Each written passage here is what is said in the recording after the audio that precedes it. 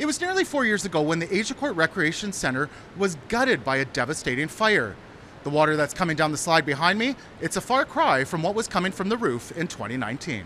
When it comes to depending on our local community centres, Agincourt South Malvern West is no different. Agincourt Recreation Centre is our only centre that has a pool within Northeast Toronto. On a given day when the pool is being used, it is oversubscribed. Rhoda Potter heads up the Agincourt Village Community Association. She recalls the aftermath following that blaze. It looked like just one big icy blob. We're very much a very close community in Agincourt, and people were in tears because of the loss. Aquatic supervisor Gary Sanger was on his way home when he was called back by his staff after smoke was detected. My first thought, hopefully the damage is limited.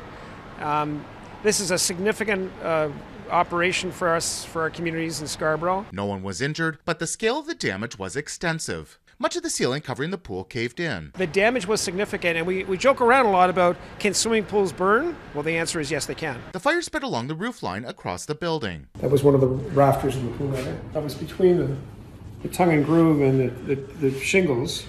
And this is where the fire burned through. I got a picture of the old slide, get a piece of the old slide. Firefighters were able to stop the flames from taking out the arena. It took almost 2 days to fully put out the blaze. The whole effort was made worse by the absolutely bitter cold. Everywhere they go, they're walking and having to navigate ice. The ladders are covered in ice. The aerial ladders are covered in ice.